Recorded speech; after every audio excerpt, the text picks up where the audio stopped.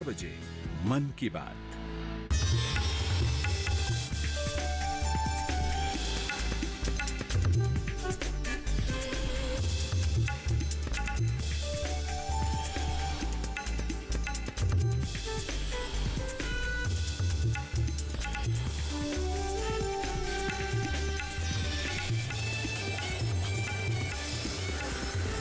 TV किसान, बदलते भारत की शान।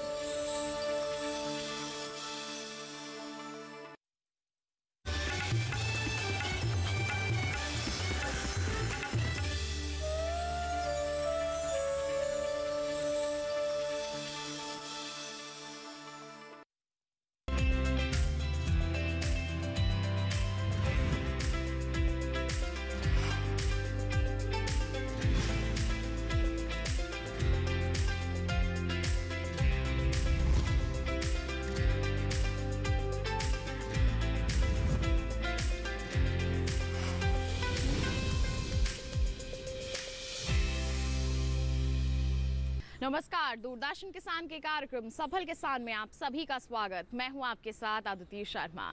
सफल किसान एक ऐसा कार्यक्रम जिसके माध्यम से सफल किसानों की दास्तान आप तक पहुंचाई जाती है। उम्मीद यही की जाती है कि आप उनकी दास्तानों को जानकर अवश्य ही लाभान्वित होंगे। तो फिर आइए इसी उद्देश्य की पूर्ति करते हुए आज के हमारे इस कार्यक्रम की शुरुआत करते हैं और सबसे पहले आपको देश के पहाड़ी क्षेत्र उत्तराखंड की ओर ले चलते हैं। यहाँ पर रहती हैं हमारी सफल महिला किसान सुधा गुणवंत। जी हाँ, हमारी जो महिलाएं हैं अब पुरुषों से कम नहीं हैं, कृषि के क्षेत्र में अपार सफलताएं हासिल कर रही हैं। सुधा गुणवंत अपने पहाड़ी क्षेत्र में बेहद ही आसानी से बागवानी कर रही हैं और इसके साथ ही आपको बता दें कि इन्होंने पशुपालन को भी अपनाया हुआ है। बागवानी और पशुपालन दोनों को ही किस तरह से ये सफलतापूर्वक कर रही हैं, आइए इन्हीं से जानते हैं।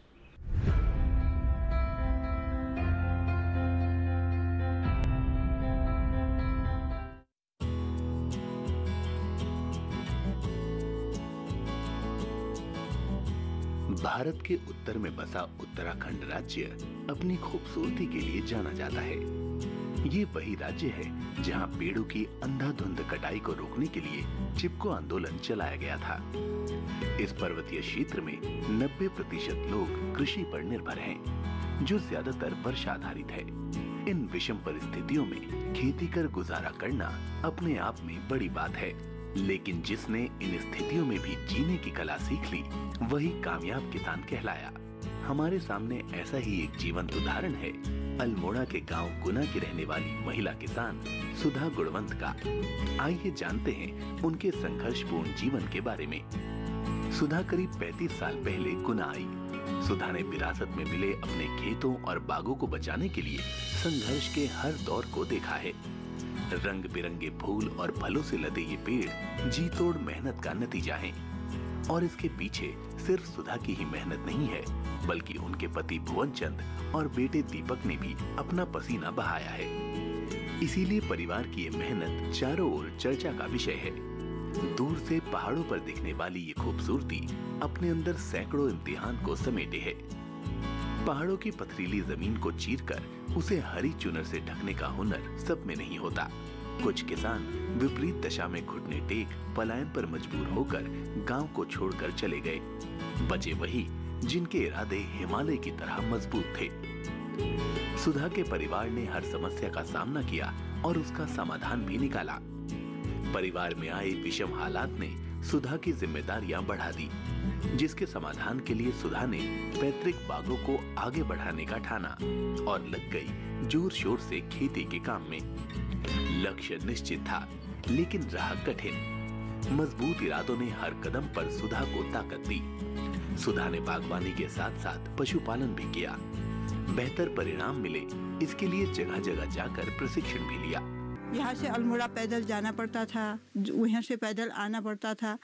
फिर एक छोटी बच्ची हो गई थी घर में, तो धीरे धीरे काम का बोझ बढ़ते गया। फिर भी मैंने कहा कि बीए करना उचित ही है। मैंने कर लिया, बीए कंप्लीट किया।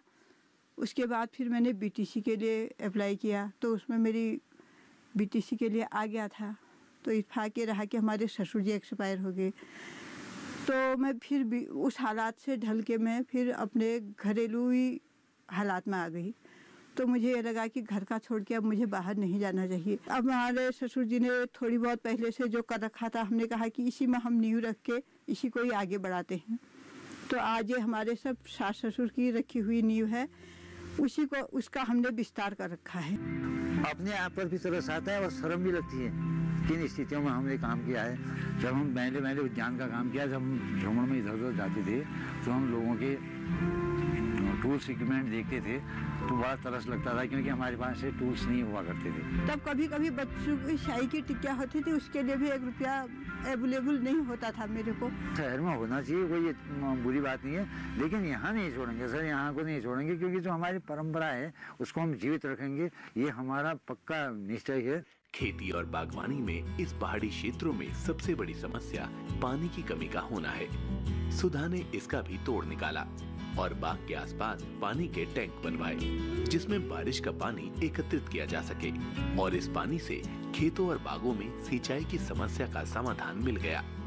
अपने इस प्रयोग में सफलता मिलने के बाद सुधा ने इसी तरह की करीब 10 टंकियां बनवाई। आज आलम ये है कि इनके खेतों और बागों में सिंचाई के लिए पर्याप्त पानी उपलब्ध रहता है।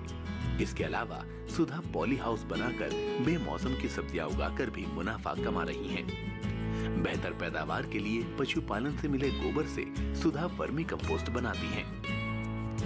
आज आलम ये है कि सुधा की इस कामयाबी का कायल पूरा अल्मोड़ा है। लोग दूर दूर से उनकी सफलता के बारे में जानकारी लेने आते हैं। सुधा उन किसानों के लिए किसी मिसाल से कम नहीं है जो पलायन को अंतिम विकल्प मान रहे हैं।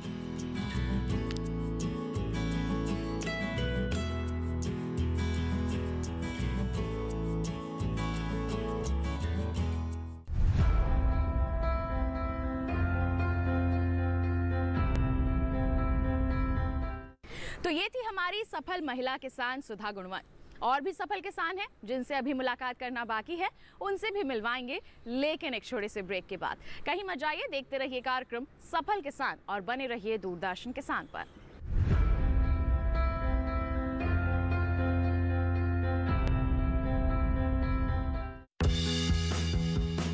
मन की बात है जन जन की, संघर्षों के कुछ किस्से, कहानी कुछ सफलताओं की, अनकही विरासत की, उम्मीदें नए भारत की। महीने के आखिरी रविवार का रहता है इंतजार। ब्रह्मपुत्र के घाट से हिमालय के विस्तार तक होती है मन की बात प्रधानमंत्री के साथ। तो सुनिए इस महीने 28 मई सुबह 11 बजे मन की बात आकाशवाणी और दूरदर्शन के सभी चैनलों पर। आप भी माननीय प्रधानमंत्री के मन की बात का हिस्सा बन सकते हैं। इसके लिए आप अपने सुझाव post box number 111 Akashvani Delhi को भेज सकते हैं। इसके अलावा नमो ऐप या माई गोव के ओपन फोरम में पोस्ट कर सकते हैं। तो याद रखें, रविवार 28 मई सुबह 11 बजे मन की बात।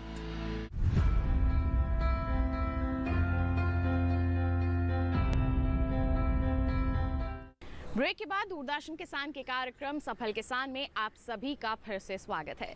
किसान भाइयों बहनों, अब हम आपकी मुलाकात करवाएंगे सफल किसान अविनाश सिंह डांगी से। मध्य प्रदेश के निवासी हैं ये और अपने क्षेत्र में ये जैविक खेती को अपनाए हुए हैं। वैसे भी हमारे देश में अब प्रोत्साहन दिया जा रहा है किसानों को कि वो ज़्यादा से ज़्यादा जैविक खेती को अपनाएं, और यही कर दिखाया है हमारे आज के सफल किसान ने।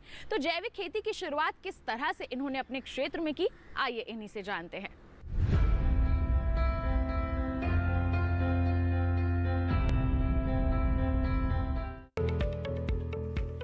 जैविक खेती हमारी परंपरा का हिस्सा रहा है, जिसमें पशुओं के अवशिष्ट से खाद बनाकर फसलों को पोषण दिया जाता रहा है। बदलते दौर में एक बार फिर जैविक खेती हमारी जरूरत बन गई है।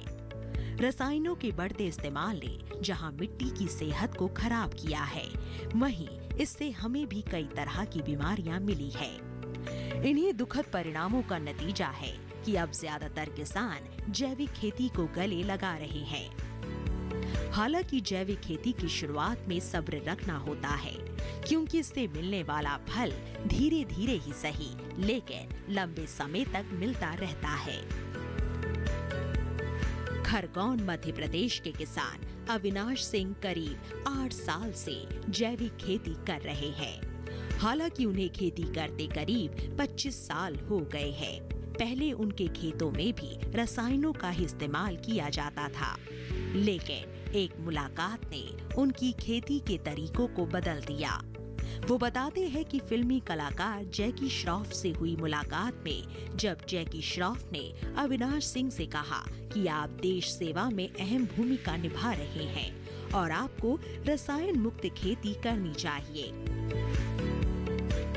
जो प्रेरणा स्रोत है मिस्टर जैकी श्रॉफ, तो मुझे अच्छे लगते थे उस जमाने में, तो उनसे मिलने की तमन्ना हुई। और एक बार मैं उनसे मिलने के लिए जब मुंबई गया तो उनसे बातचीत हुई, तो उन्होंने पूछा मुझसे कि आप क्या करते हो, और मेरे मुँह से जवाब निकला कि दादा मैं तो खेती बाड़ी करता हूँ, किसान आदमी हूँ। तो ये बात उनको बहुत अच्छी लगी।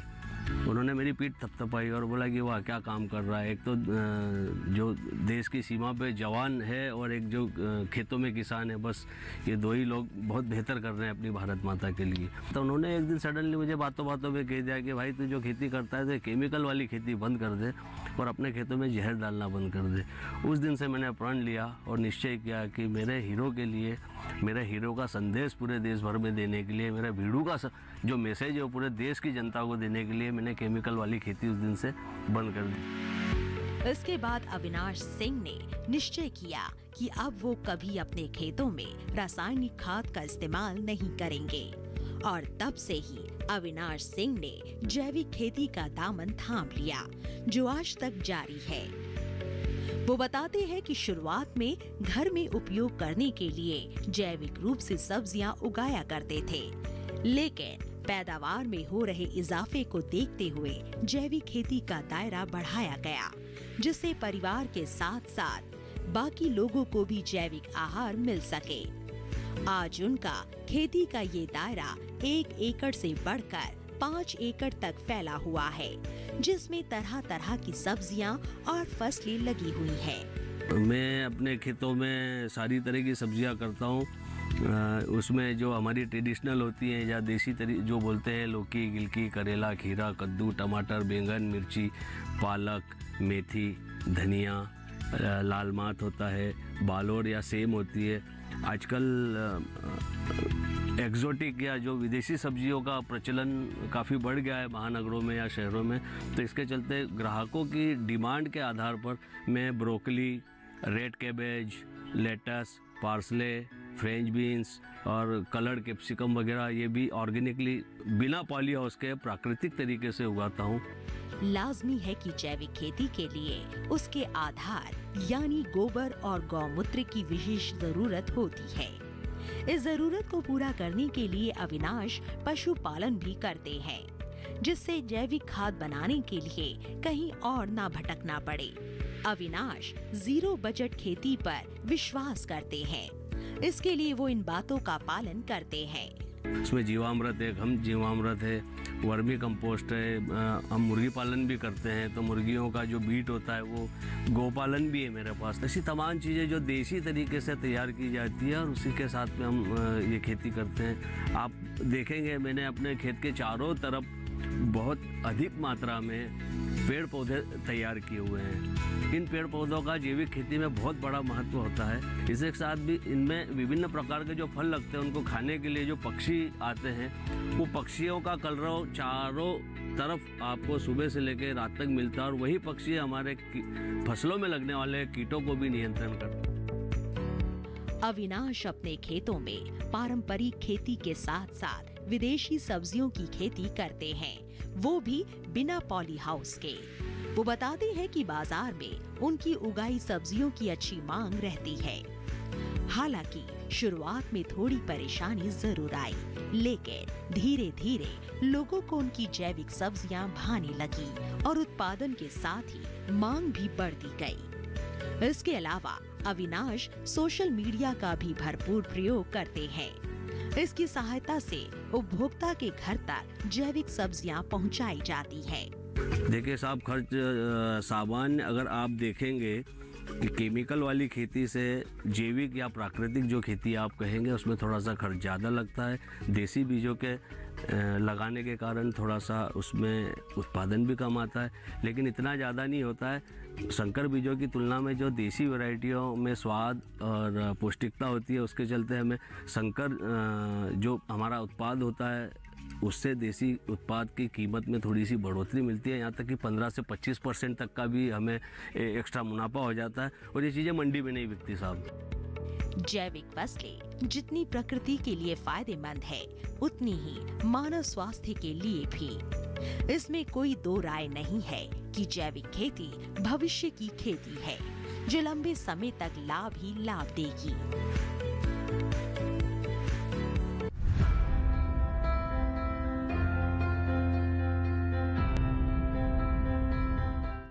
तो ये थे हमारे सफल किसान अविनाश सिंह डांगी। एक और सफल किसान है जिनसे अभी मिलना बाकी है, उनसे भी मिलवाएंगे आपको, लेकिन एक छोटे से ब्रेक के बाद। कहीं मत जाइए, देखते रहिए कार्यक्रम सफल किसान और बने रहिए दूरदर्शन किसान पर।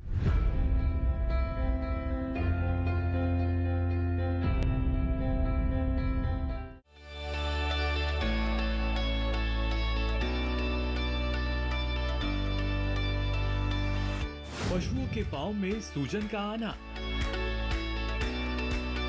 तेज बुखार का अचानक चढ़ जाना, जानलेवा रोग का क्या है उपचार? देखिए पशुओं में लंगड़ा बुखार, लक्षण और बचाव अपना पशु चिकित्सक में इस रविवार शाम 6:30 बजे दूरदर्शन किसान चैनल पर।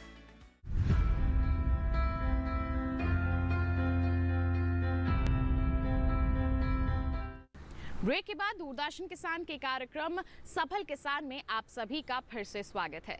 आइए किसान भाइयों बहनों, अब आपको लेकर चलते हैं सोनीपत हरियाणा की ओर, जहां पर रहते हैं हमारे सफल किसान राजकुमार दहिया। ये अपने क्षेत्र में मिश्रित खेती कर रहे हैं। तो किस तरह से मिश्रित खेती का इन्होंने चयन किया है, वैज्ञानिकों का साथ कैसे मिला है और कैसे ये अपनी उपज की बिकवाली कर रहे हैं, आइए इन्हीं से जानते हैं इन सवालों के जवाब।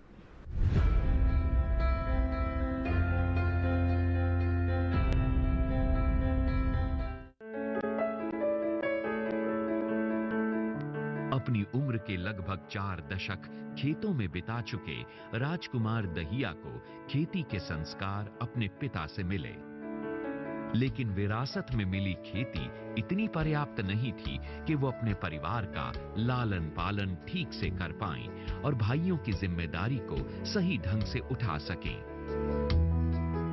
लेकिन जिद और जुनून के पक्के राजकुमार दहिया ने खेती को ही अपना जीवन समर्पित करने का फैसला बहुत पहले कर लिया था।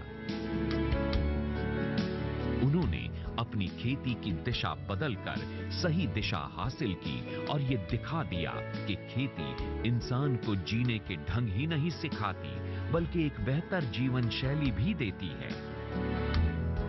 राजकुमार दहिया आज कामयाबी के उस मुकाम पर हैं जहां से पीछे देखना अच्छा नहीं लगता, लेकिन उनका मानना है कि उनका अतीत ही उन्हें यहां तक लाया है।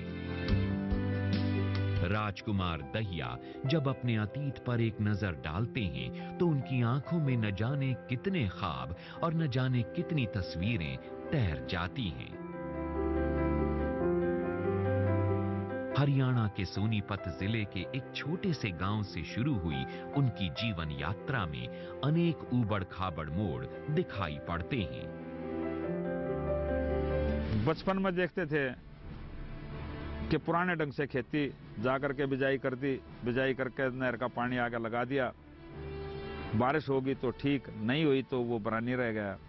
और इस तरह से दिमाग में एक फतूर पैदा हुआ, एक बात पैदा हुई कि भाई हम नए ढंग से क्यों नहीं खेती करें, दुनिया आगे चल रही है और हम ट्रेडिशन टाइप की खेती को छोड़ करके हम एक मॉडर्न खेती शुरू करेंगे।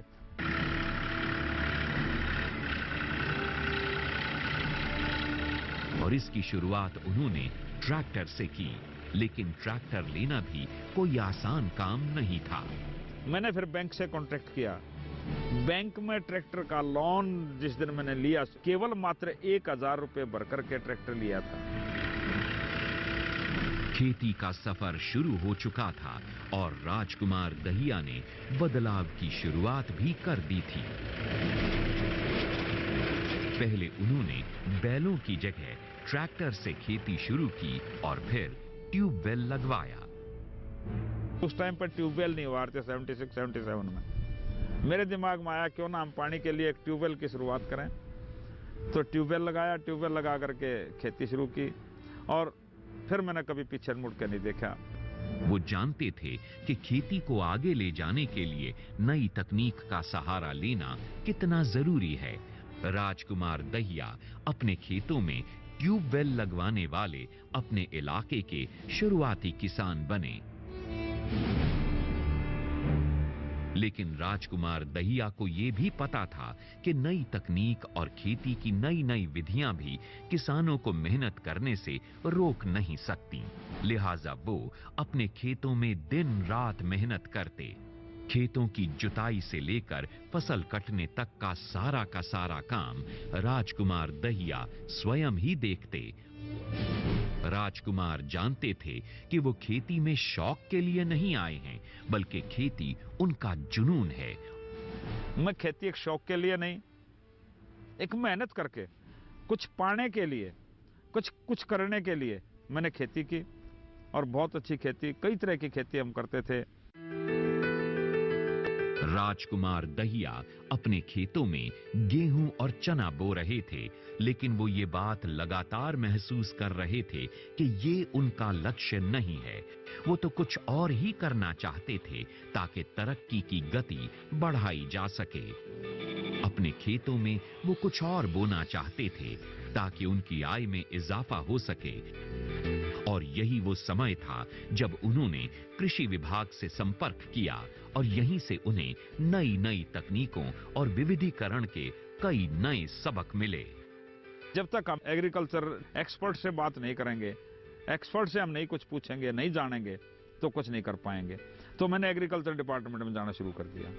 मैं डायरेक्टर एग्रीकल्चर तक मैंने मीटिंगों में अटेंड की और वहां से पता चला कि हमने नई टेक्नोलॉजी अडॉप्ट करके खेती करेंगे तो हमें फायदा होगा। और इसी तरह से जो है मैं डाइवर्सिफिकेशन के ऊपर आया। एग्रीकल्चर के मोटिवेशन के हिसाब से ही जो हमारे एक्सपर्ट हुआ करते, उन्होंने जो मोटिवेट किया कि अपना डाइवर्सिफिकेशन करके और जमीन को भी तंदुरुस्त रखनी है, अपनी सॉइल को भी तंदुरुस्त रखनी है। खेती में विविधीकरण राजकुमार दहिया के लिए कामयाबी की कुंजी साबित हुआ। उन्होंने गन्ने और चने के साथ धनिये की खेती शुरू की। धनिये की खेती ने उनके लिए संभावनाओं के नए नए द्वार खोल दिए। धनिया की खेती शुरू की। मैं 4-4, 5-5 एकड़ में धनिया लगाया करता। मैं बेच तो नहीं पाया करता कच्चा धनिया, मैं उसका बीज बना करके बेचा करता और उससे भी काफी अच्छी सफलता हमें मिली। राजकुमार दहिया आज भी अपने खेतों में पहले की तरह ही काम करते हैं। कामयाबी ने उनकी ऊर्जा को कम नहीं किया है, बल्कि उनकी जिम्मेदारियों को बढ़ाया है। राजकुमार दहिया पहले भी कभी इन जिम्मेदारियों से भागे नहीं थे और ना ही आज वो भागने को तैयार हैं, बल्कि भविष्य की चुनौतियों का डटकर मुकाबला करने की तैयारी कर चुके हैं। उनके लिए कामयाबी पाने का यही एकमात्र मंत्र है।